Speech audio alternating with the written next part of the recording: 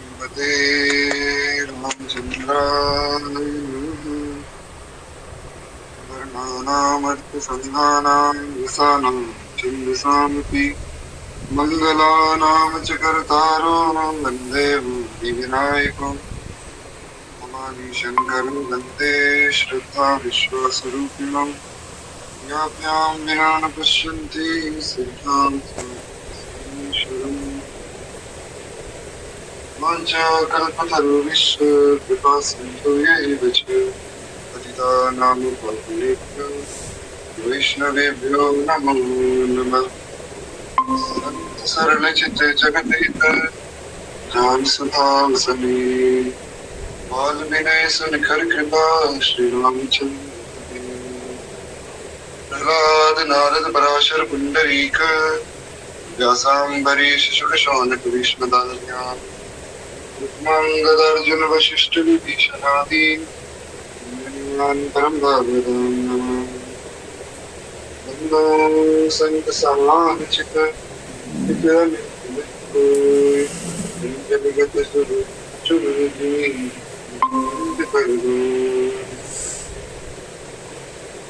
बार बार पदवंदो श्रीनावा के हानि बाढ़ी असुर पदम अभिमानी तब तब प्रभु धरि विविध शरीरा।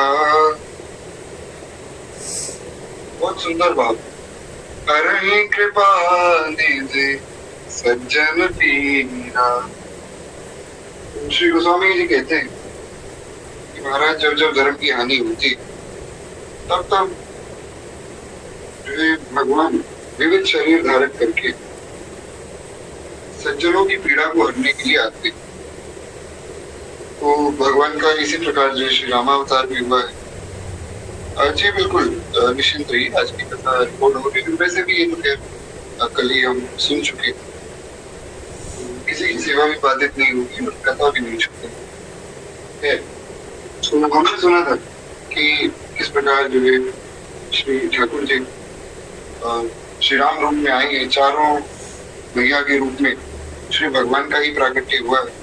और बहुत प्यारा भाव भी हम लोगों ने सुना कि किस प्रकार भगवान जो है चार रूपों में, जैसे चार पुरुषार्थ होते उस प्रकार भगवान चार रूपों में आए।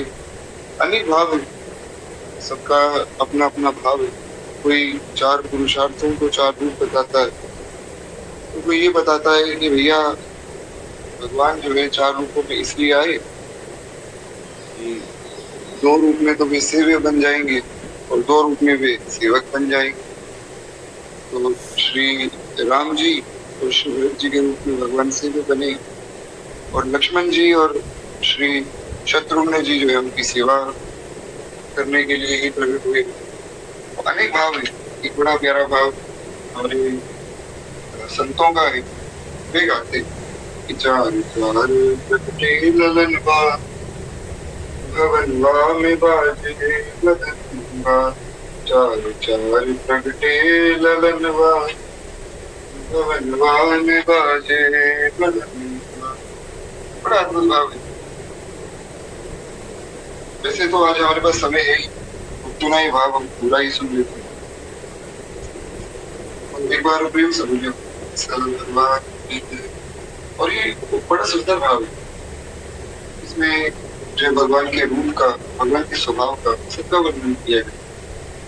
कहते हैं कि चार चार प्रगटे ललनवा भवनवा में बाजे बननवा, चार चार प्रगटे ललनवा भवनवा में बाजे बननवा। दुई सुत नील मणि छवि छीनत, दुई सुत नील मणि छवि छीनत, और दोई सुत कंचन बरनवा, दोई सुत कंचन बरनवा भवनवा में बाजे बननवा, चार चार प्रगटे ललनवा भवनवा में बाजे बननवा।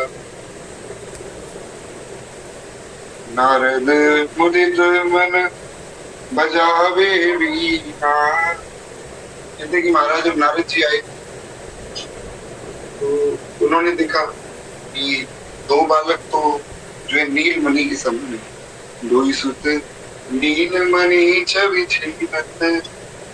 दो पुत्र तो ऐसे जैसे नील मणि चमक रहा हो। तो श्री राम जी और श्री भरत जी, हमने मानस जी की कथा में भी सुना था, भरत राम ने किया हमारी। तो भरत जी तो बिल्कुल राम जी जैसे दिखते।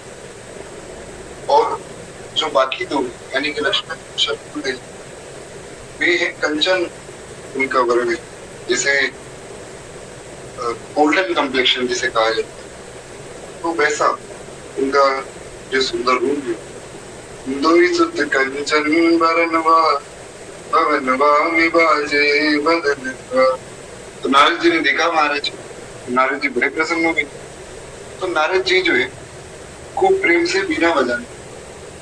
नारद मुदित मन बीना बजावत। नारद जी आए, नारद जी बीना बजाने लगे। इतने में ही जो है श्री काकभूषुंडी जी आए। काकभूषुंडी जी बड़े प्रसन्न हो गए। वे तो महाराज कीर्तन कर करके नाच गए।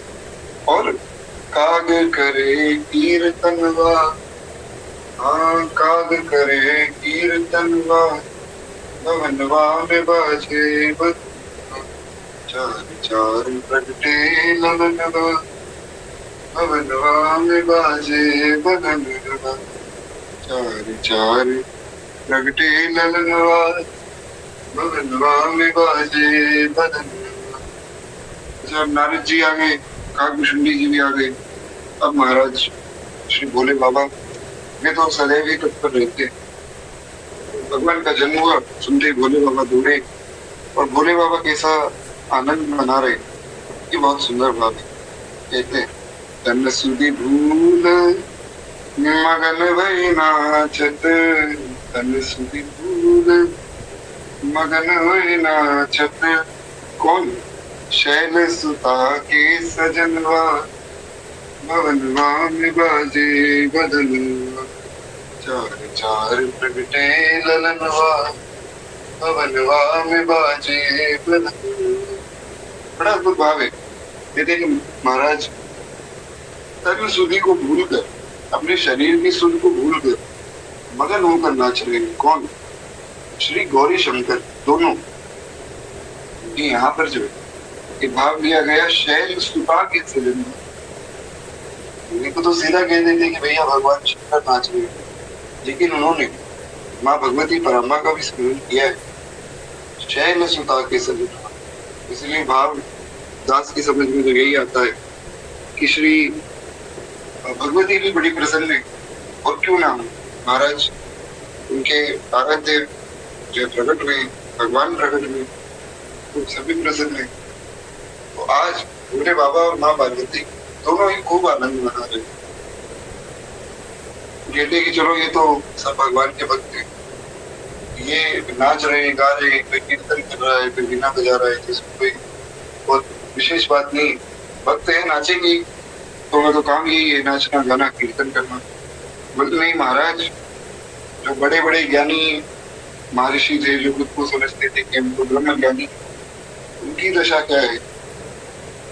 सखी बनी नचन लगे सब सिद्ध मुनि, सखी बनी नचन लगे सब सिद्ध मुनि। और बस में रहा नहीं मनवा। बड़ा अद्भुत भाव। कहते हैं कि जितने रसिक संत, ये तो नाच ही रहे, जितने बड़े बड़े ज्ञानी थे, जो ब्रह्म ज्ञानी और ब्रह्मोपासक थे, जो निराकार ब्रह्म की उपासना करते थे, वे महाराज आज सखियां बन के नाच रहे।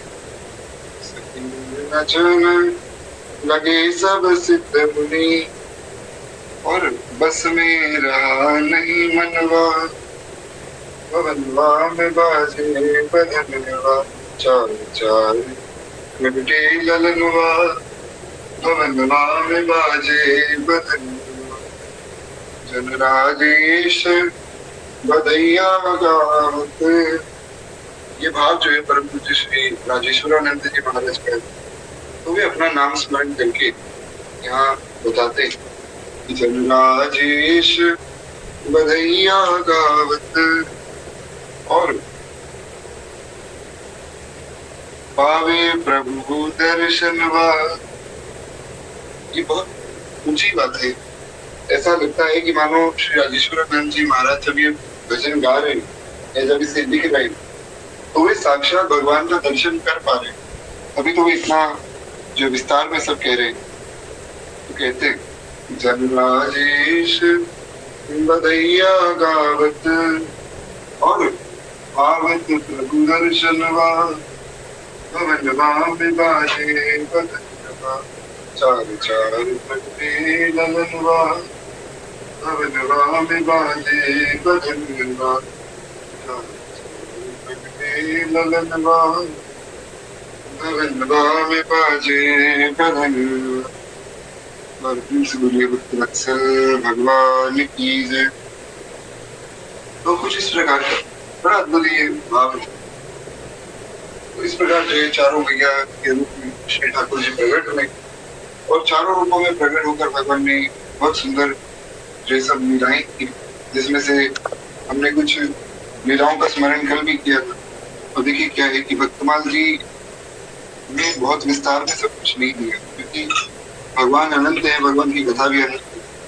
अब श्री नाभा गोस्वामी जी विस्तार करें भी तो कितना करें, तो इसीलिए श्री नाभा गोस्वामी जी बहुत ज्यादा विस्तार नहीं करते हैं, पर जितना हम कर सकते उतना भी विस्तार यहाँ सुना नहीं जा सकता है, क्योंकि हम तो महाराज खूब विस्तार भी सुन सकते हैं, परंतु समय का थोड़ा अभाव है।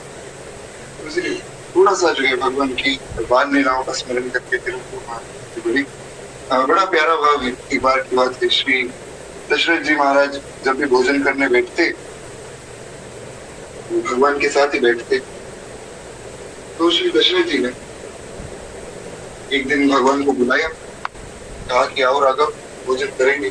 भगवान अपने मित्रों के साथ खेल रहे थे, तो भगवान आए नहीं। भगवान अपने मित्रों के साथ खेल रहे थे, मना कर दिया कि नहीं हम नहीं आएंगे। दशरथ जी ने माँ कौशल्या को कहा कि भैया इनको पकड़ कर लाओ, भोजन नहीं करेंगे तो बीमार पड़ जाएंगे, तो भोजन करने के बाद जो खेलने चले जाएंगे। मना नहीं, पर भोजन तो हो जाए।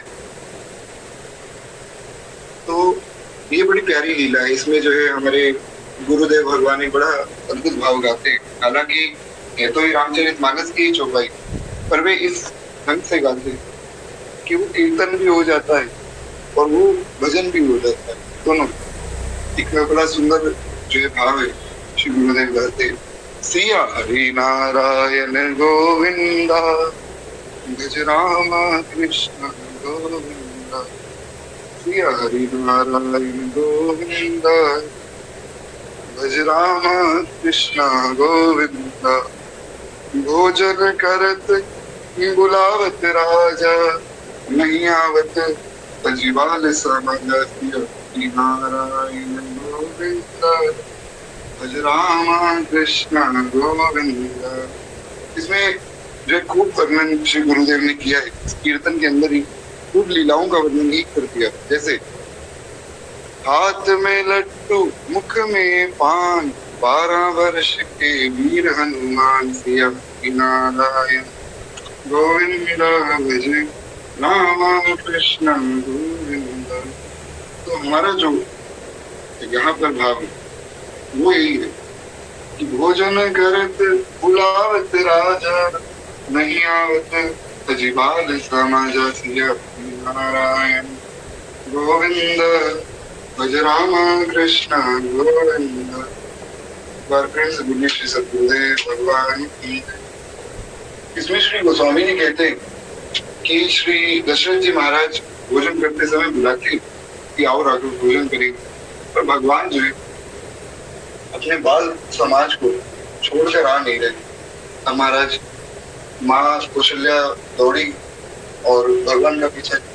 अब सोचिए, जिन भगवान को पाने के लिए लोग लाखों लाखों वर्षों तक तपस्या करते, क्योंकि भगवान दर्शन दे ना दे कोई पक्का नहीं।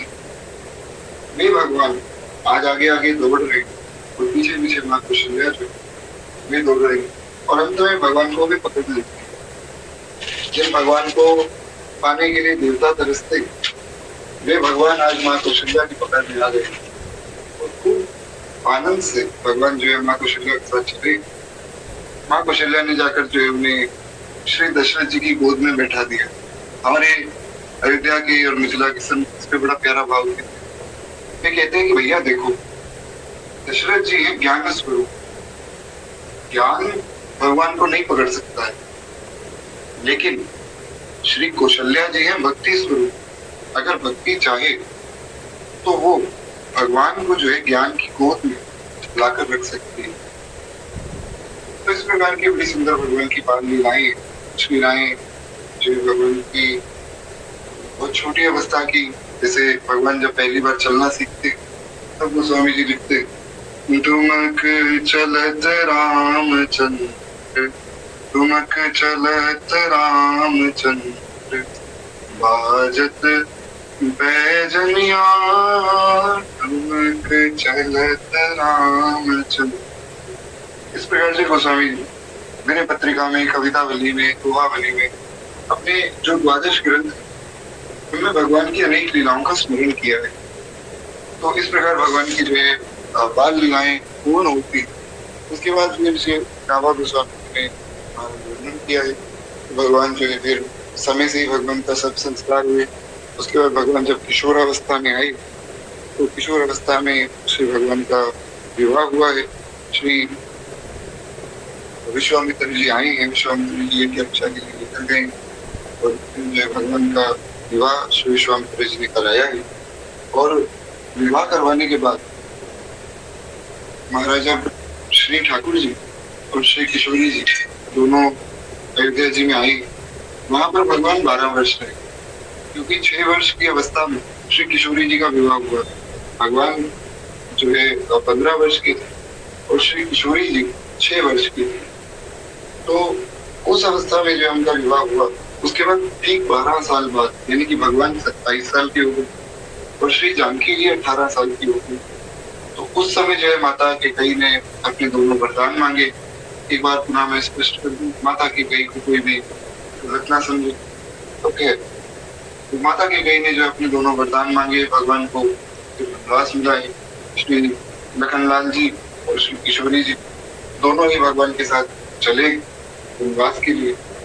और वहां पर भी भगवान ने जो है खूब अयोध्या वासियों को भी समझाया और सबको समझा बुझाकर अब भगवान आगे बढ़े। यहाँ भगवान के विरह में महाराज सब अयोध्या वासी याद कर रहे और बड़ी मर्म स्थिति है। इसके बारे में तो कोई कितना ही कहे, आंखों में अश्रु आ ही जाते। ऐसा अद्भुत ये दृश्य जिसको कह पाना बड़ा कठिन है।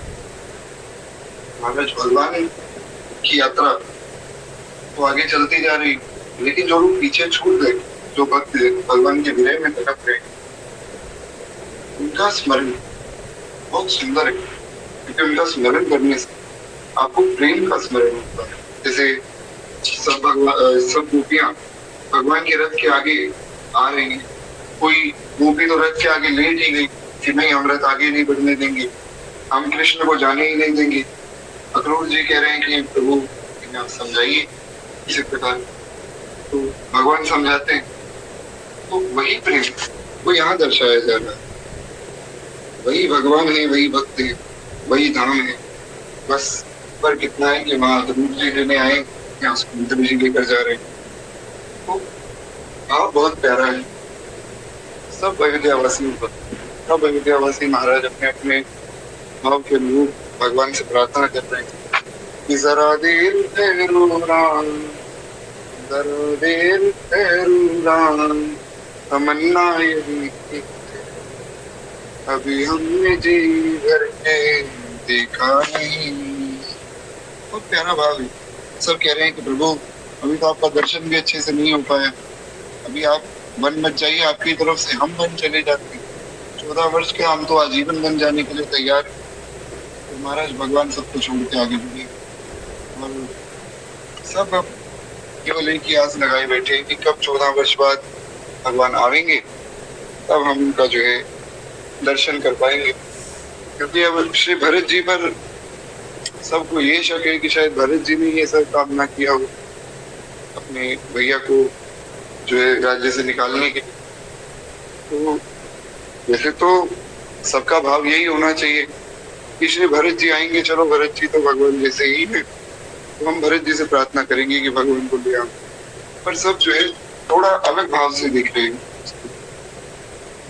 हालांकि चार रूपों में श्री ठाकुर जी पर भगवान की लीला बड़ी विचित्र है महाराज, कि चारों रूपों में प्रकट होने के बाद भी, जैसा कि अभी हमने सुना, चार चार प्रगटे ललना, और पूरे भाव में देखिए कितनी प्रसन्नता है कि नारद जी बिना बजा रहे, जी कीर्तन कर रहे हैं, और तन सुधि भूल मगन हुई नाचत शैल सुता के सजन, श्री शंकर भगवान जो है नाच रहे हैं।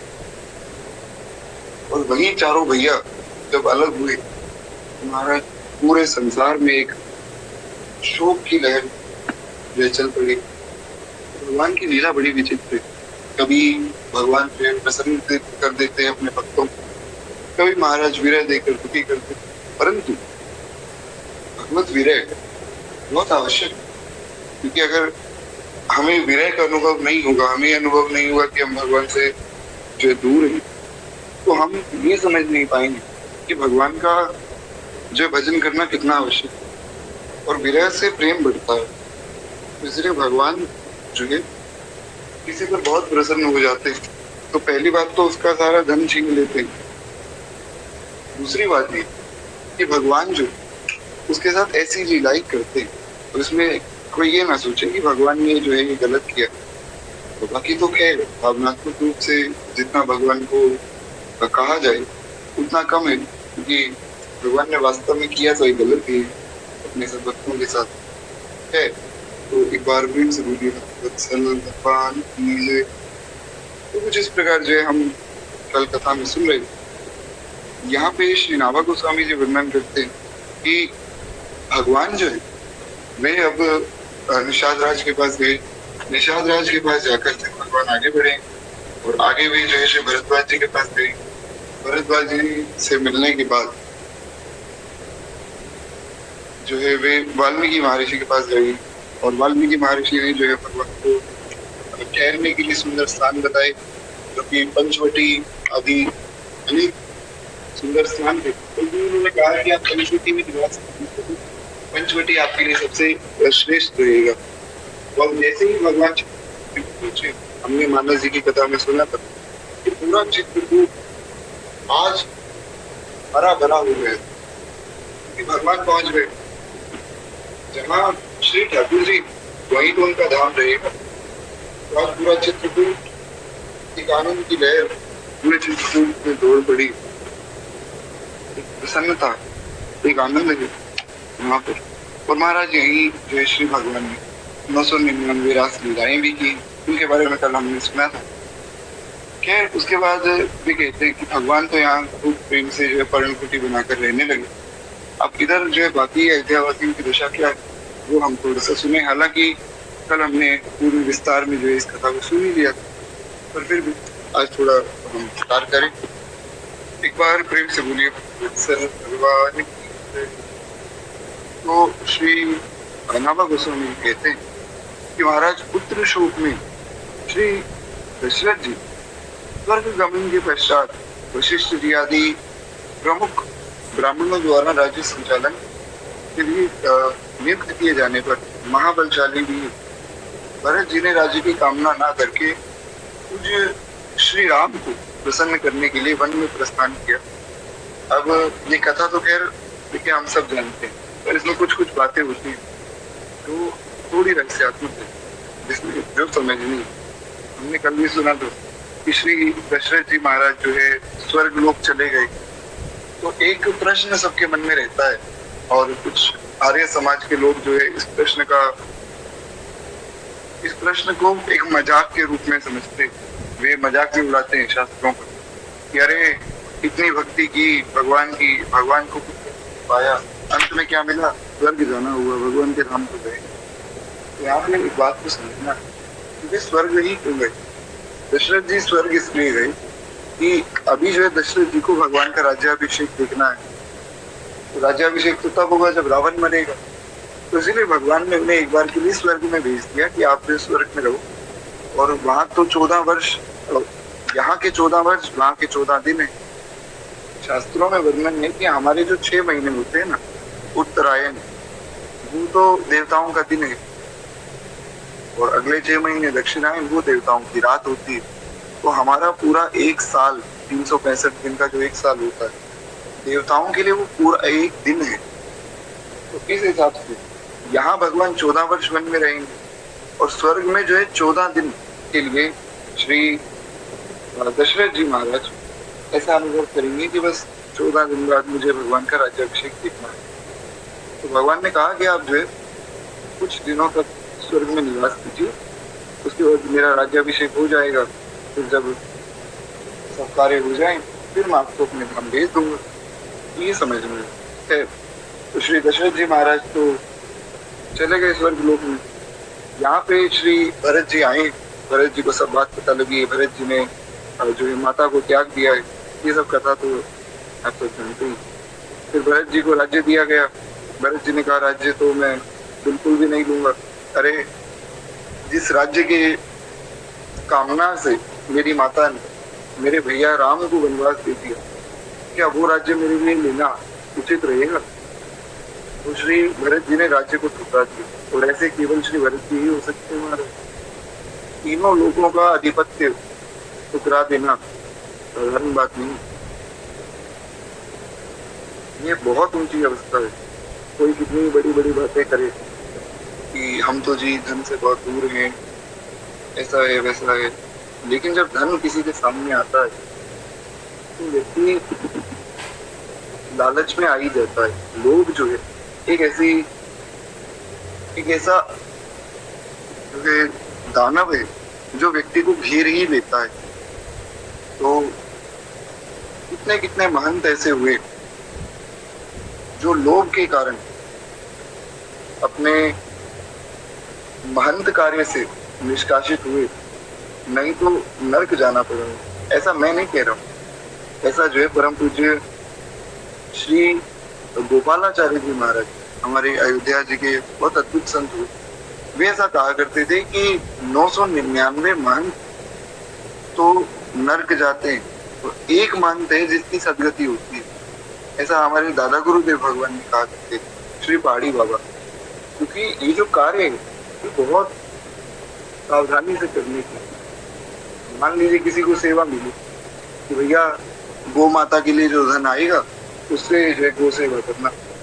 अब उसने सोचा कि इतना सारा धन आ रहा है तो कुछ पैसे अगर मैं अपने पास रख लूं तो उसमें क्या हो जाएगा। तो उसी कारण से उस व्यक्ति की दुर्दशा हो जाएगी, और निश्चित रूप से होगी। इसलिए हमारे यहाँ मलुक पीठ में महाराज जी ने एक नियम बनाया है। हमारे श्री गुरुदेव भगवान ने सबको एक कहा हुआ है, मलुक पीठ में जड़खोर गोधाम या सूरश्याम गौशाला, 3 गौशालाएं।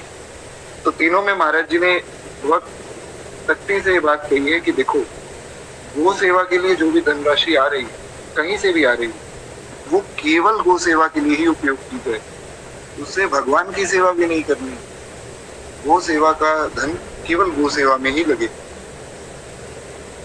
क्योंकि गो माता भगवान की भी आराध्या है। तो अगर आप गो सेवा के लिए कुछ एकत्रित कर रहे हैं और उसको अन्य किसी की भी सेवा में लगाते हैं तो ये एक अपराध है। ये तो एक उदाहरण है। कहने का आशय ये कि लोग जो है बहुत बढ़ा देते हैं, पर उस लोभ से भी परे जाकर श्री भरत जी ने कहा कि नहीं, मुझे तो राज्य नहीं चाहिए। तो बोले आपको क्या चाहिए बताइए। बड़ा अद्भुत भाव है श्री भरत जी का। भरत जी कहते हैं, आपन दारुण दीनता सब न कहूं सिरनाम, देखे बिन रघुनाथ पद जिनके जरनी न जाए। कितनी सुंदर बात श्री भरत जी ने कही। वे कहते हैं देखे बिन रघुनाथ पद जिनके जरनी न जाए। मुझे तो बस एक बार श्री रघुनाथ जी का दर्शन हो जाए, भैया राम का दर्शन हो जाए, उसके बाद जैसे भी आज्ञा कर देंगे मैं मान लूंगा, लेकिन मुझे कोई संकोच नहीं। तो एक बार मैं दर्शन करके आऊँ। तो श्री भरत जी चले। वही बात यहाँ पर नाभा गोस्वामी जी ने कही कि दशरथ जी के जाने के बाद और भगवान के बन जाने के बाद श्री वशिष्ठ जी और सब ब्राह्मणों ने जो भरत जी को राज्य सौंपा है, और भरत जी को राज्य सौंपकर भरत जी ने ठुकरा दिया। तो वे अब जो है महाबलशाली वीर भरत चले। अच्छा, यहाँ पर महाबलशाली वीर भरत क्यों कहा गया, इसके पीछे एक भाव जो दास की समझ में आया है। बाकी तो श्री नाभा गोस्वामी जी ने ऐसा क्यों लिखा, वो नाभा गोस्वामी जी जाने। दास की समझ में एक भाव आया है, क्योंकि एक बार की बात है, जब दास की दीक्षा हुई थी तो एक हमारे बड़े गुरु भैया हैं, बड़े अच्छे वैष्णव हैं, खूब सुंदर भजन भी करते हैं, और महाराज जी के निज कक्ष में उन्हें प्रवेश प्राप्त है। तो महाराज जी को खूब सुंदर सुंदर पद जो है अपनी तरफ से बना बना कर वे सुनाते हैं। तो दास पर बड़ा स्नेह रखते हैं। तो एक दिन जो है उन्होंने कहा कि आपके जो प्रश्न है आप ऐसा कीजिए, कॉल पर आ जाइए, कॉल पर हम आपको उत्तर देंगे। मैंने उन्हें कॉल किया, उन्होंने एक बड़ी प्यारी बात बताई। बोले, लाला देखो, ये जो मार्ग है, ये मार्ग डरने वाले लोगों के लिए नहीं है, ये मार्ग तो निडर लोगों के लिए है, ये मार्ग वीर पुरुषों का है। यहाँ डरपोक लोगों का काम नहीं बनता है। यहाँ तो जो निडर है, जो भगवान के आश्रित होकर प्रेम से सब कष्टों को, सब दुखों को और काम क्रोध आदि जितने भी दैत्य हैं, इनको जो डराकर रखता है, वास्तव में वो वैष्णव है। ऐसा सरल भाव ही हमारे पूज्य प्रेमानंद बाबा का भी है। वे तो अक्सर अपने सत्संग में कहते हैं कि तुम तो सिंह के बच्चे हो, तो सिंह की तरह दहाड़ो, क्या छोटे मोटे विकारों में पड़े हो। कोई इंद्री जैसे मन करता है वैसे कोई इंद्रिय नचा लेती। मन किया कि चलो आज भजन छोड़ दें तो माला छोड़ दी महाराज, मन किया तो चलो आज प्याज खा लें। तो ये काम वैष्णव का नहीं। वैष्णव तो महाराज महाबलशाली वीर हो। तो ऐसा जो श्री भरत जी के लिए भी शायद इसीलिए यहाँ कहा गया हो। बाकी तो भगवान जाने क्या भाव है। खैर, एक बार प्रेम से बोलिए श्री भरत जी महाराज। अब भरत जी चले, भैया भरत चले चित्रकूट रामा, राम को मनाने। भरत चले चित्रकूट रामा, राम को मनाने। राम जी को मनाने के लिए श्री भरत जी चले। कहते हैं कि ज्येष्ठ भ्राता श्री राम से यह प्रार्थना की कि धर्मज्ञ आप ही राजा हैं, तो प्रभु आपसे बड़ा राजा कौन होगा। आपके सामने हम कहाँ राजा हैं।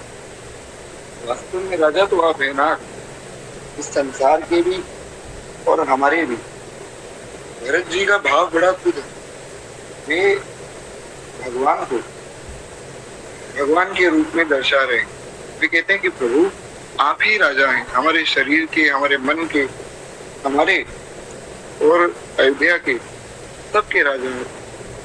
अरे राजे भी देखे, महाराजे भी देखे, राजे भी देखे और महाराजे भी देखे, परंतु मेरे राम जैसा कोई राजा न देखा। मेरे राम जैसा कौन होगा महाराज ऐसा राजा कि एक छत्र राज्य जिनको मिला हो और वे जाकर कोर भीलों के साथ बैठकर भोजन पा रहे हैं। जो वन के आदिवासी लोग हैं, जिन्हें कुछ पता नहीं, उन लोगों के साथ श्री ठाकुर जी प्रेम से चर्चा कर रहे हैं। वे लोग कहते हैं कि प्रभु आप चिंता मत करना, वन में कोई जीव आएगा तो हम आपकी रक्षा कर लेंगे। भगवान कहते हैं कि प्रभु आपके भरोसे पर ही तो हम वन में आए। सोचिए ऐसा राजा कौन होगा महाराज। ऐसे तो केवल श्री ठाकुर जी स्वामी हो तो भगवान जैसा हो, वरना ना हो। वास्तविक स्वामी तो केवल भगवान ही हो सकते हैं। ऐसा स्वामी कौन होगा कि प्रभु तरु तर कपिडार पर देखिए आप समान, तुलसी कहो न राम सुन साहिब शील निधान। कहते महाराज कपि तरुतर, क्षमा चाहूंगा, प्रभु तरुतर कपि डार पर एक बड़ा सुंदर दृश्य ये दर्शाया जाता है श्री गोस्वामी जी का ही भाव है। कहते हैं कि एक बार की बात है, जितने भी सब वानर थे सब अब निश्चिंत हो गए और अब वे जाकर पेड़ पर बैठ गए। तो पेड़ पर बैठे, नीचे भगवान बैठे, तो उनकी पूंछ लटक रही है, पांव लटक रहे हैं।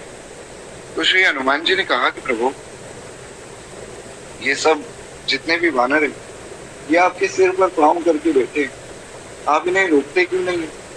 लक्ष्मण जी ने कहा कि प्रभु मुझे आज्ञा दीजिए, मैं अभी 2 मिनट में फिर सबको सीधा कर दूंगा।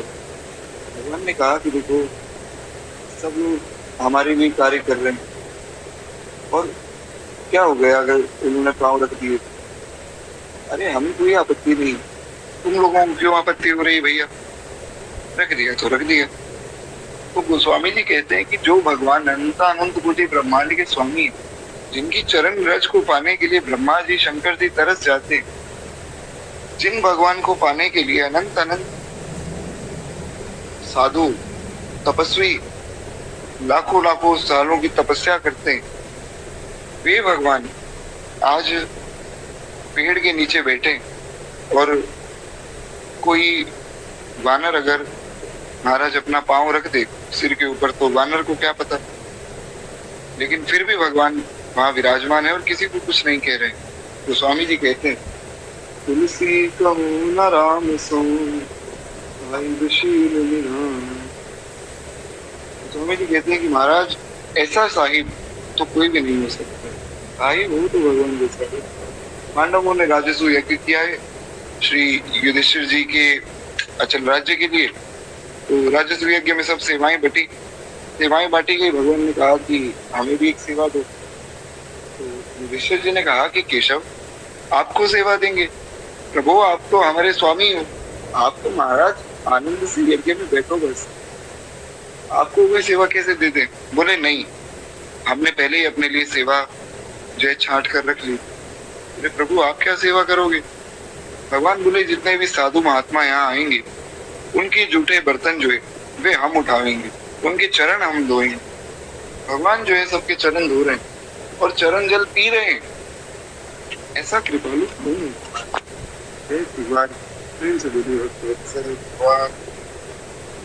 कृपा तो केवल श्री ठाकुर है। तो कहते हैं कि इस प्रकार जो श्री राम जी को भरत जी ने कहा कि नाथ वास्तव में तो आप ही राजा हैं, परंतु महान यशस्वी श्री राम ने जो है पिता के आदेश का पालन करते हुए राज्य की जो है अभिलाषा ना की और भरत के मानने पर उन भरताग्रज ने यानी कि भरत जी के अग्रज ने राज्य के लिए न्यास रूप में अपनी खड़ाऊ दी थी, यानी कि चिन्ह रूप में अपनी खड़ाऊ दे दी कि देखो मेरे चिन्ह के रूप में जो है मेरी खड़ाऊ वहां तुम्हें निर्देश करती रहेंगे। और वास्तव में किया, ऐसा कोई ना सोचे कि खड़ाऊ रख दी, खड़ाऊ से रोज भरत जी आज्ञा लेते थे तो उसमें कौन सी बड़ी बात है? ऐसा नहीं है। भगवान की खड़ाऊ साक्षात भगवान है, भगवान की कोई भी वस्तु भगवान से अलग नहीं। हमारे यहाँ तो महाराज साधु समाज में जिन बर्तनों में भगवान का भोजन बनता है या दिया जाता है, भगवान को भोग लगाया जाता है, उन बर्तनों को बर्तन नहीं कहा जाता है, उन्हें पार्षद कहा जाता है। क्यों? क्योंकि वो साक्षात भगवान के अंग है। ऐसा नहीं कि वो बर्तन केवल एक बर्तन है, बर्तन तो घर पे होते हैं, भगवान के मंदिर में तो पार्षद हो जाते हैं। तो भगवान की सब वस्तुएं भगवान स्वरूप ही है। कहते हैं इस प्रकार श्री भगवान की जो खड़ाऊ है वे भरत जी को निर्देश करते रहे। भरत जी ने श्री राम जी के चरणों का स्पर्श किया है। राम जी के आगमन की प्रतीक्षा करते हुए वे नंदी ग्राम में रहकर राज कार्य संभालने लगे। भरत जी वहां से चले।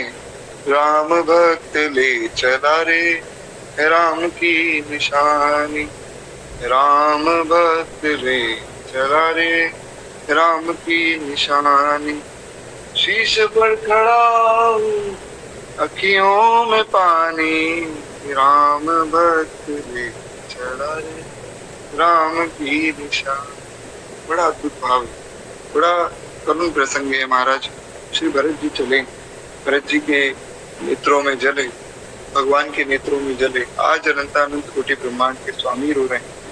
भगवान हार गए भरत जी के सामने, सबने हार मान ली। भरत जी के सामने भगवान ने हार मान ली। भगवान ने कहा भरत मांगो, क्या मांगना है, जैसा तुम कह दोगे। आज भगवान ने ऐलान कर दिया। भगवान ने कहा आज जैसा मेरा भरत कह देगा बस वही होगा, भरत मांगो। भरत जी ने कहा कि प्रभु, स्वामी को संकोच में डालकर सेवक भला कैसे प्रसन्न रहे। मुझे ये वेदे प्रभु प्रसन्न मन होई, करुणा सागर कीजिए सोई। भरत जी ने कहा प्रभु जैसी प्रसन्नता हो वैसा कीजिए। भगवान ने खड़ाऊ दे दी, खड़ाऊ को सिर पर धरा है और क्या कहा जाए महाराज, कहते हैं प्रभु कर कृपा पावरी दीनी, आदर भरत शीश धरिली, राम भक्त ले चला रे राम की निशान। क्या अद्भुत प्रसंग है महाराज। श्री भरत जी भगवान की खड़ाऊ को सिर पर धर के भगवान स्वरूप में लेकर जा रहे। अरे शीश पर खड़ाऊ अखियों में पानी, शीश पर खड़ाऊ है महाराज, अखियों में अश्रुधार बह रही। भगवान से दूर होने में क्या कष्ट श्री भरत जी को हो रहा है, कहा नहीं जा सकता। सब लोग आज रो रहे हैं, सब अयोध्या वासी साथ आए थे, सब जा रहे हैं, माताएं रो रही। माँ के कही तो बहुत ज्यादा ही उनके मन में पीड़ा है कि मेरी वजह से भगवान को यहाँ रहना पड़ रहा है। जब सबने भगवान की दशा देखी, जटा जूट बांधे, कहा भगवान के वो घुंघराले बाल लहराते थे जब भगवान घुड़ सवारी करते थे, जब भगवान चलते थे, भगवान के सुंदर केश महाराज लहराते थे, कहा भगवान सुंदर मुस्कान लिए सबके घरों में जाते, सबसे उनका हाल चाल पूछते थे। कहा भगवान सुंदर राजसी वस्त्र पहन के राजसी टाट बाट से जो है हाथी घोड़ों पर चलते थे। कहा भगवान मखमल के गद्दों पर सोते थे। और यहाँ भगवान जो है कुशा बिछाकर जमीन पर सो रहे हैं। भगवान के चेहरे पर तो प्रसन्नता है, पर जो राजसी ठाट बाट था वो दिखाई नहीं पड़ता है। महाराज सब लोग सोच रहे हैं कि अरे इन्हें वन में विधाता ने क्यों भेज दिया। विधाता भी शायद मूर्ख है, अरे इन्हें वन में भेज दिया, इन्हें तो राजसी ठाट बाट से बाहर ही नहीं निकलना चाहिए। इन्हें वन में कैसे, इतने कोमल। श्री किशोरी जी की ओर देखा महाराज, पाँव में छाले हो गए। एक सिंपल सी साड़ी श्री किशोरी जी पहने। कहा तो किशोरी जी की सुंदरता ऐसी है कि जो वस्त्र वे पहन ले वो वस्त्र सुंदर हो जाता है, परंतु जब वे सुंदर जो है राजसी वस्त्र पहनते थे और सब माताओं के लाड दुलार में वे प्रसन्नता का अनुभव करती थी। आज भी किशोरी जी को देखते हैं तो हाथों में पाँव में छाले पड़ गए। बड़ी कोमल किशोरी जी की जो है त्वचा है, उस त्वचा पर बहुत सूख गई है उनकी वो त्वचा।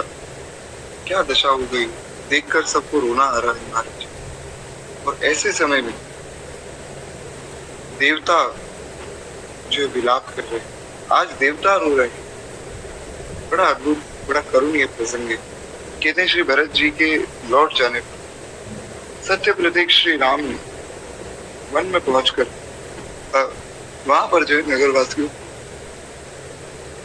पुनः आना जाना देखकर उनसे बचने के लिए जो है दंडकारण्य में प्रवेश किया। अब हुआ क्या कि महाराज भरत जी लौट गए नंदी ग्राम में, सेवा करने लगे, पर कुछ अयोध्यावासी थे जिनसे रहा ही नहीं जाता था, तो वे भाग कर जो है पुनः वहां आ जाते थे। रास्ता पता लग गया था, पुनः आ जाते।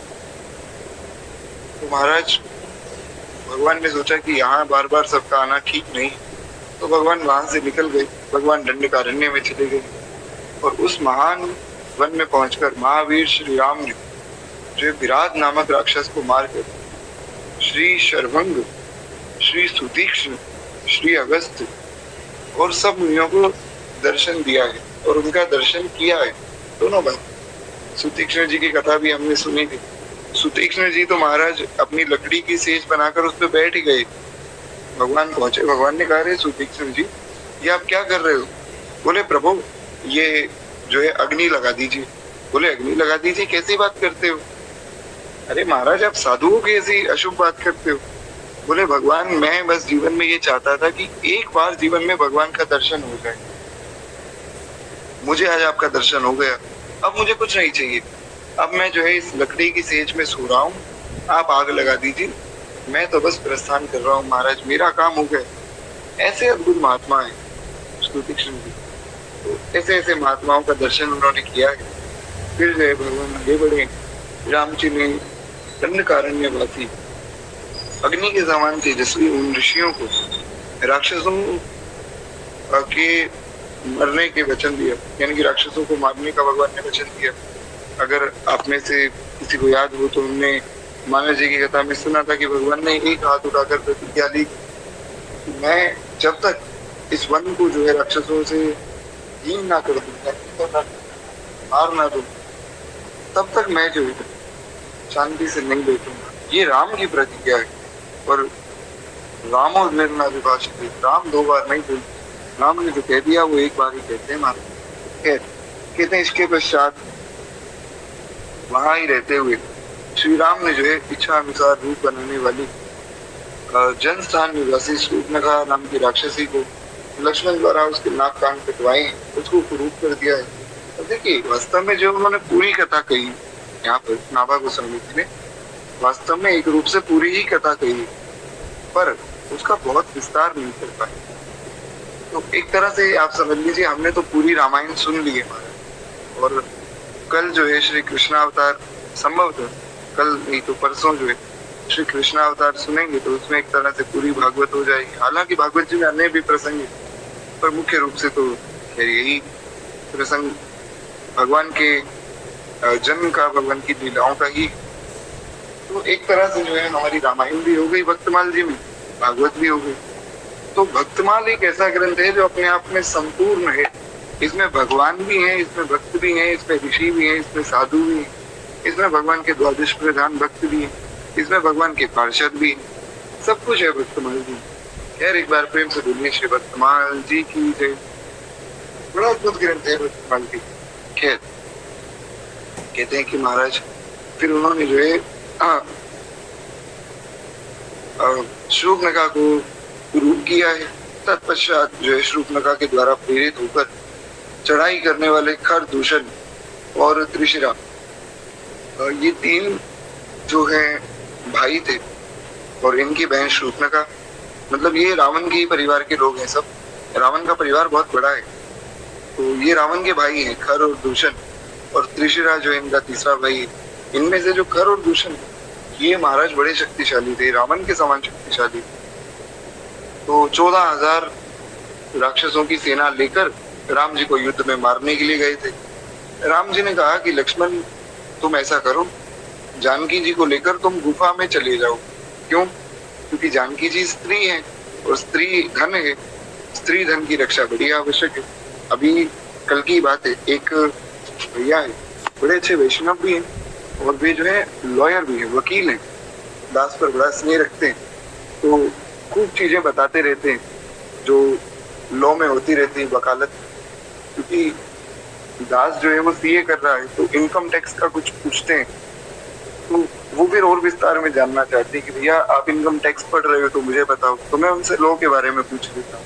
उन्होंने कल ही एक फोटो भेजी, बोले भाई मैं जो है जेंडर लॉ पढ़ रहा था, उसमें हमारे यहाँ स्त्रियों को कितना सम्मान दिया गया, आप वो पढ़ो। हमारे यहाँ भारतीय संस्कृति में उन्होंने दिखाया और मैंने पढ़ा, खूब आनंद हुआ। स्त्रियों को इतना सम्मान दिया गया कि हमारे यहाँ कॉन्स्टिट्यूशन में स्त्रियों को केवल कन्या, महिला, स्त्री ऐसा नहीं लिखा गया, स्त्री धन लिखा गया है। तो स्त्री को हमारे यहाँ धन माना गया। हालांकि अन्य भी पंथों की उन्होंने भेजे फोटो की, देखो वहां पर कैसा स्त्रियों का सम्मान है। सम्मान तो क्या महाराज, अपमान ही है, परंतु वो हमारा चर्चा का विषय नहीं, हम किसी और के बारे में चर्चा क्यों करें। पर ये पढ़कर बड़ा आनंद हुआ कि वहां पर लिखा हुआ था कि स्त्री धन जो है कन्याओं को कहा जाता है, और उनकी रक्षा भी बहुत आवश्यक है। तो क्या बड़ा सुंदर ये बात।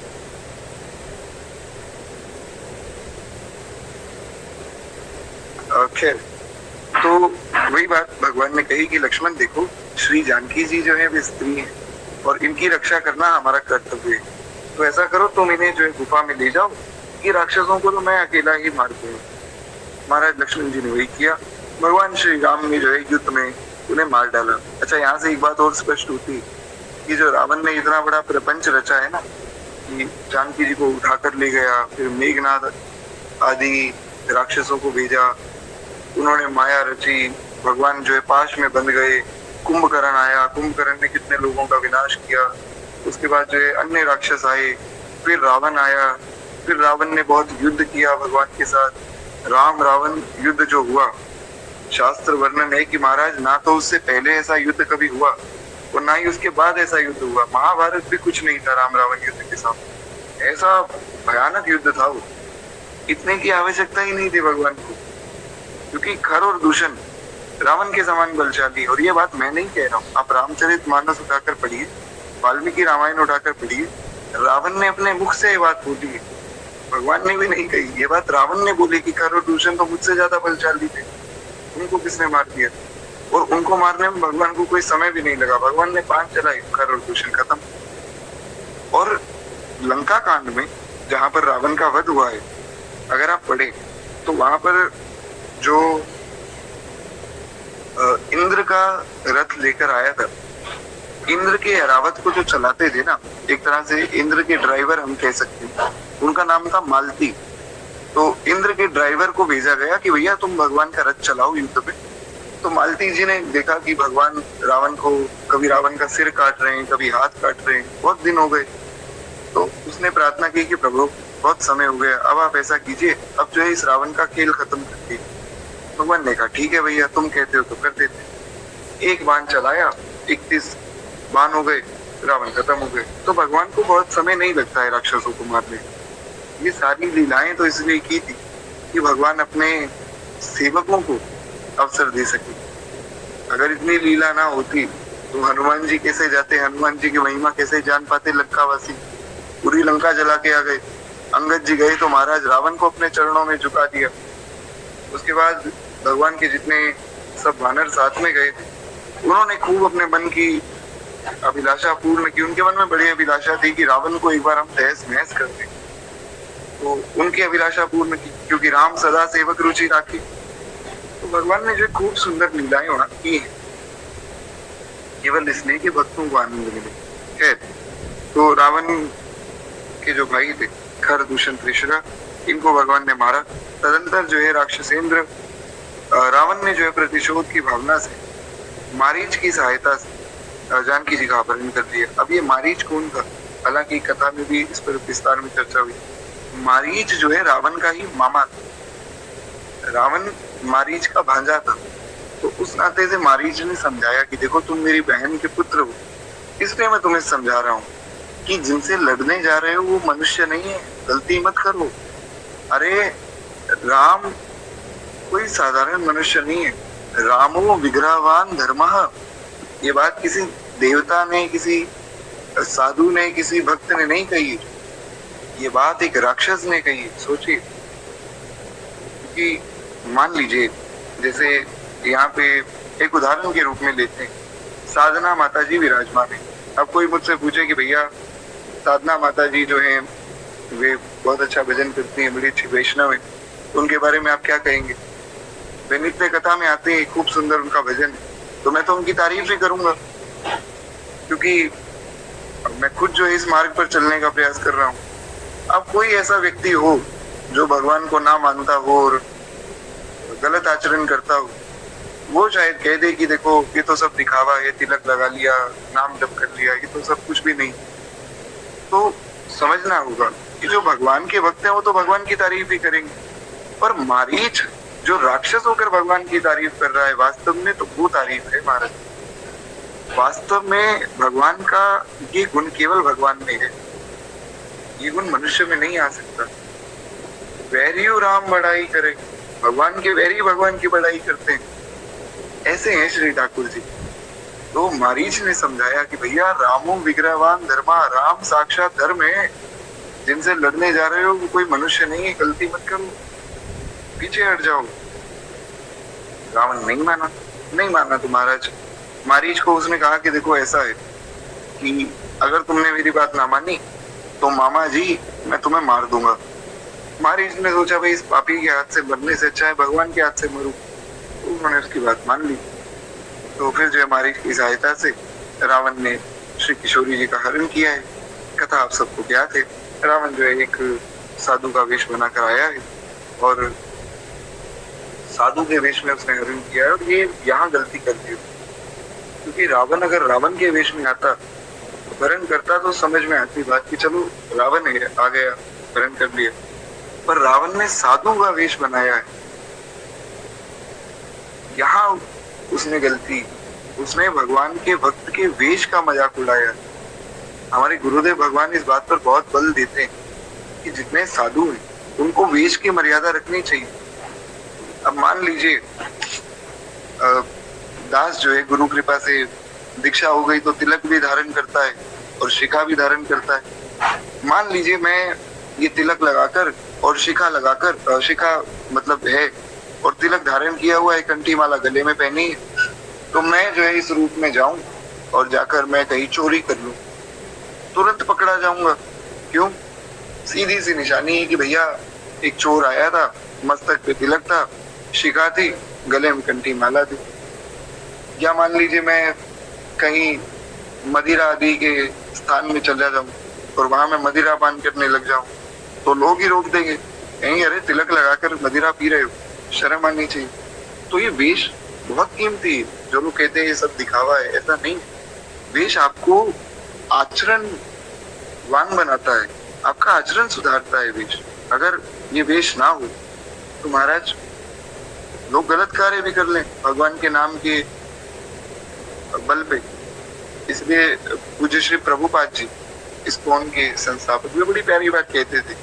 वे कहते थे कि जब तक तुम्हारे एक हाथ में माला है और मस्तक पे तिलक है ना, तुम्हारे दूसरे हाथ में शराब नहीं हो सकती। माला है तो माला ही हो सकती है।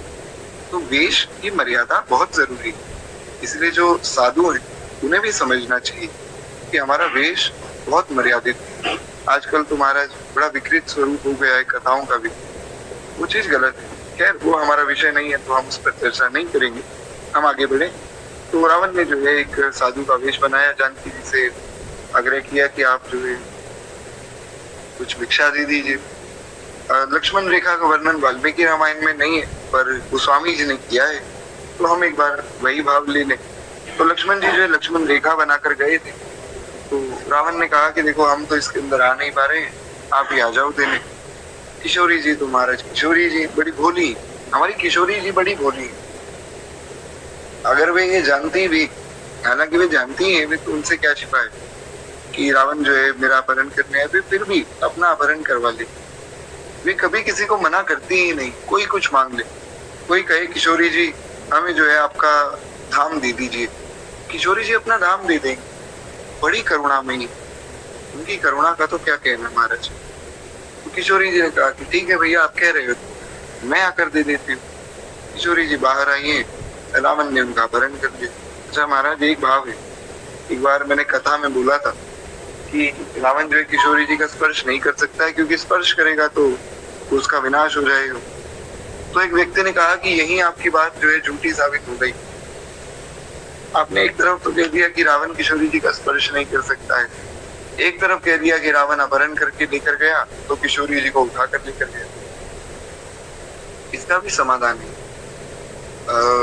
एक रामायण है, शायद अद्भुत रामायण है, शायद आनंद रामायण है, मुझे याद नहीं, पर उसमें अगर आप पढ़ेंगे तो वहां पर लिखा है कि रावण ने क्या किया था कि किशोरी जी का हाथ पकड़कर उनको नहीं लेकर गया।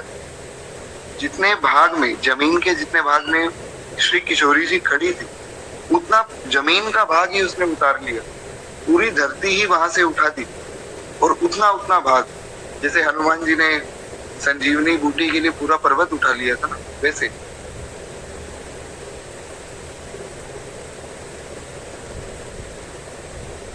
तो वैसे ही जो है रावण ने क्या किया कि जमीन का उतना भाग उठाकर उस भाग को अपने पुष्पक विमान में रखा और उस भाग से श्री किशोरी जी को वो लेकर गया और किशोरी जी भी उसके साथ गई हैं। ये इसका भी एक कारण है किशोरी जी ना चाहती तो रावण क्या, भगवान की हिम्मत नहीं किशोरी जी को भेज दे। किशोरी जी के ऊपर तो महाराज भगवान भी नहीं, पर किशोरी जी स्वयं उसके साथ गई। क्यों? वे कहते हैं कि उन्होंने सोचा कि देखो ये रावण बेचारा राक्षस है, भगवान का भजन तो कर नहीं पाता है, भगवान का भजन किए बिना इसका कल्याण होगा नहीं, तो इसका कल्याण कैसे हो। तो उन्होंने सोचा कि चलो मैं चली जाती हूँ, मैं चली जाऊंगी तो इसी बहाने भगवान मुझे ढूंढते वहां आएंगे, और वहां आएंगे तो इस बेचारे का कल्याण भगवान के हाथों हो जाएगा। तो इसलिए किशोरी जी ने ये भाव करके कि इसका कल्याण हो जाए, कितनी करुणा है। वे ये नहीं सोच रहे कि राक्षस है वहां जाकर मुझे कष्ट देगा और मुझे भगवान से दूर होना पड़ेगा, उन्होंने कुछ नहीं सोचा। उन्होंने सोचा इसका बेचारे का भी कल्याण होना चाहिए। ऐसी करुणा केवल भगवान में, केवल श्री किशोरी जी में और केवल संतों में हो सकती है। संत सदगुरु कितने कृपालु हैं। मुझ जैसे दीनहीन पापी व्यक्ति को भी मुझे गुरुदेव भगवान ने संभाल रखा है। ये करुणा केवल गुरुजनों में, किशोरी जी में हो सकती है। करुणा स्वरूप है। रावण का कल्याण जो सोच रहे हैं, उनकी करुणा कैसी हो। खैर एक बार प्रेम से बोलिए, जनक नंदिनी जानकी महारानी की जय। तो इस प्रकार जो है रावण श्री जानकी जी का अपहरण करके लेकर गया है। रावण के मार्ग में विघ्न डालने के लिए जटायु जी आए हैं। जटायु जी को भी आहत कर दिया है, जटायु जी का एक पंख काट दिया। अब जटायु जी से किसी ने पूछा कि देखो तुम तो बहुत भगवान के भक्त बनते थे, तुम्हारा तो पंख कट गया। अब बोले भैया ये तो बहुत अच्छा हो गया। बोले इसमें अच्छा क्या है, पंख कट गया महाराज, तुम तो बड़े भक्त बने घूम रहे थे। बोले भक्ति का ही प्रभाव है, पंख कट गया। बोले कैसे। जटायु जी ने कहा कि देखो अगर मेरे पास मेरा पंख होता तो क्या होता। बोले क्या होता, क्या भगवान के पास जाते हैं उड़ के। बोले हाँ, पंख अगर होते तो भगवान के पास मुझे जाना पड़ता, अब पंख नहीं है तो भगवान की जिम्मेदारी हो गई, उन्हें चलकर आना पड़ेगा। तो इसलिए जो है हमारे पुराने संत कहते थे कि भैया अकिंचन हो जाओ, भगवान को कहो प्रभु मेरे पास कोई सामर्थ्य नहीं है, मैं आ ही नहीं सकता हूँ आपके पास, आप कृपा करके जो है बुला लो तो बात बने। इसीलिए भक्त कहता है कि बहुत दिन से तारी सुनकर तुम्हारी शरण आ गया शाम सुंदर तुम्हारी। मेरा काम तो यहाँ तक का था महाराज, बड़े दिन से आपकी तारीफ सुनी कि पापियों का उद्धार करते हैं, दीनों पर दया करते हैं, जो है जितने भी पतित हैं उनको पावन करते हैं। एक होता है पापी जो पाप करता है, एक होता है पतित जिसकी प्रवृत्ति ही पाप करने की है, जैसे मैं, मेरे जैसा कोई व्यक्ति जो दिन भर पाप ही करता है, उसका स्वभाव ही पाप करना है। तो मैंने सुना महाराज आप तो पतित को भी पावन कर देते हैं, बड़े दिन से तारीफ सुनी, मैं आपकी शरण में आ गया। अब आगे का काम प्रभु आप देखो। कहा प्रभु से बिगड़ता क्या मेरी बिगड़ी बनाने में, मजा क्या आ रहा तुमको मुझे दर दर घुमाने में। बड़ा प्यारा भाव। कितने ही रात मेरी बिगड़ी आप बना दोगे, आपका क्या चला जाएगा। अरे हजारों लाखों भक्त हैं, सबकी बिगड़ी बनाई है, मेरा भी काम कर दो महाराज। तो ऐसा अद्भुत भक्त और भगवान का संवाद है। तो जटायु जी बड़े प्रसन्न हो गए। जटायु जी को फिर भगवान ने दर्शन भी दिया है, आगे हम सुनेंगे। और कहते हैं कि महाराज पितृवत पूज्य जटायु जी के द्वारा ही श्री राम जी को जानकी जी का पता लगा। फिर जब भगवान जब चल रहे थे, भगवान ने, हमने सुना था भगवान ने सबसे पूछा। भगवान जैसे कोई व्यक्ति पागल हो जाता है वैसी दशा भगवान की हो गई।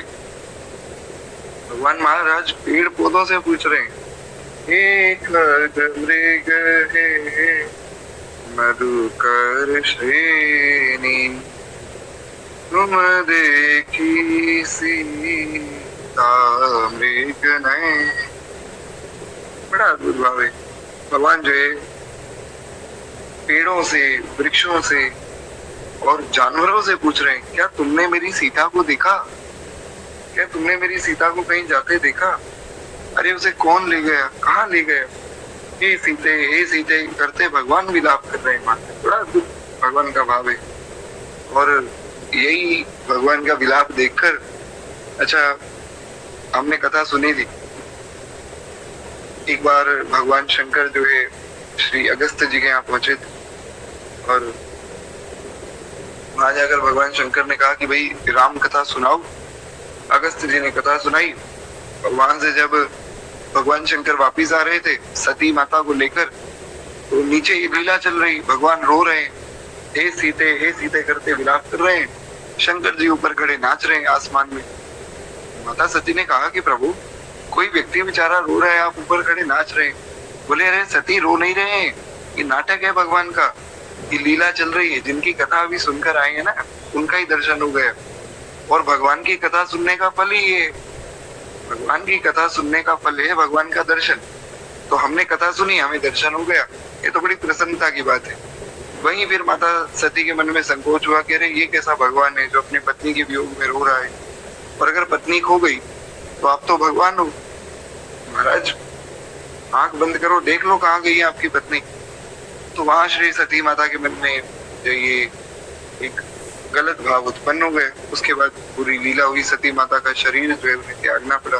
फिर वे पार्वती जी के रूप में आई और शंकर पार्वती जी का सुंदर विवाह हुआ है। तो ये वही लीला है जो उस वक्त चल रही है। तो भगवान फिर आगे बढ़े, आगे पूछते पूछाते भगवान को जटायु जी मिले। जटायु जी ने पता बताया कि रावण जो है वो लेकर गया है श्री शौरी जी को। और महाराज इस प्रकार जो है जटायु जी को अपनी गोद में भगवान ने रखा है, और अपनी गोद में रखकर श्री जटायु जी का अग्नि संस्कार भगवान ने। महाराज ये गति तो दशरथ जी को भी प्राप्त नहीं हुई। महाराज दशरथ जी का भी अंतिम संस्कार श्री भरत जी ने किया है, लेकिन जटायु जी का अंतिम सक्रिय वो भगवान ने की। धन्य है श्री जटायु जी।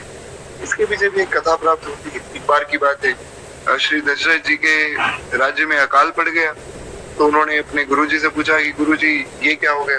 गुरुजी ने कहा देखो भैया, ऐसा है शनि की दशा है तुम्हारे राज्य में, और जिस राजा के राज्य में शनि की दशा होती है उस राज्य में अकाल पड़ जाता है। और दशरथ जी, तुम्हारा दशरथ जी थे, जवान थे, नया नया जोश था, तो इन्होंने सोचा मैं जाकर जो शनिदेव को ही वश में कर लूंगा। दशरथ जी ने अपना रथ उठाया और सीधा निकल पड़े आसमान की ओर, और सीधा ही शनि लोग पहुंच गए।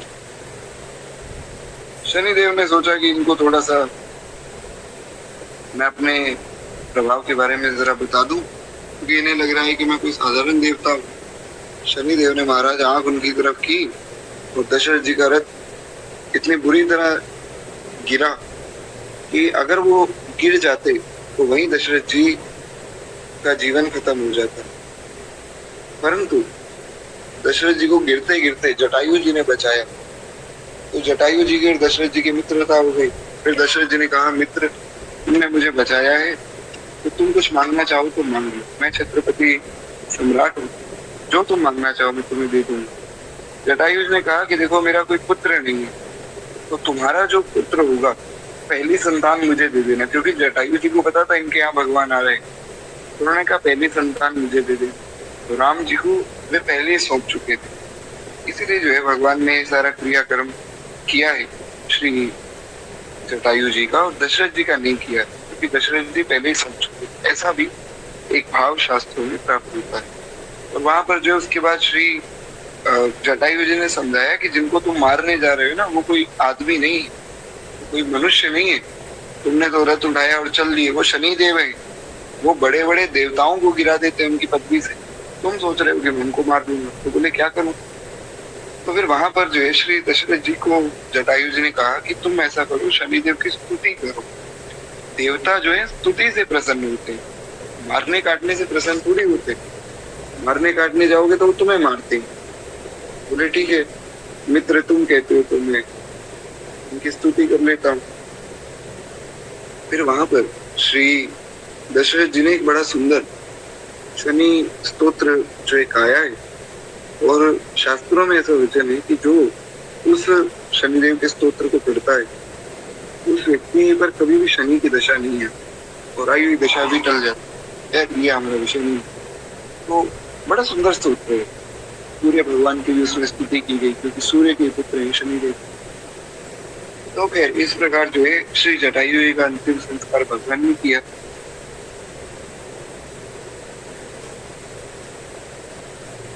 हाँ, उसके बाद जो है भगवान श्री सीता जी को ढूंढते ढूंढते कबंध नामक राक्षस को भगवान देखते, उसको भी भगवान ने मारा है।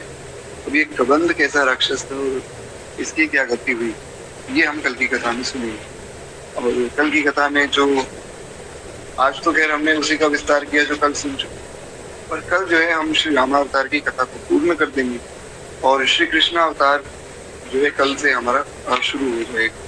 तो मेरी बड़ी विनम्र विनती है कि सब लोग सावधानी से कथा सुने, क्योंकि कृष्ण अवतार जो वो परम धर्म का उपदेश देता है, इसलिए कृष्ण अवतार की कथा सुनना तो बहुत अच्छी बात है, लेकिन उसको सावधानी से सुनना बहुत जरूरी है।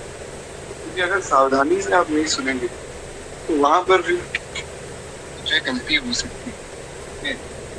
और इस प्रकार जो है वाणी को विश्राम देते हम लोग केवल 2 मिनट प्रेम से जो है श्री भक्तमाल जी की आरती करेंगे, उसके बाद वाणी को विश्राम देंगे। और किसी का कोई प्रश्न हो तो आप इंस्टाग्राम पे मुझे मैसेज कर सकते हैं। खैर एक बार प्रेम से बोलिए वत्सल भगवान की जय। इस धन्य नाभ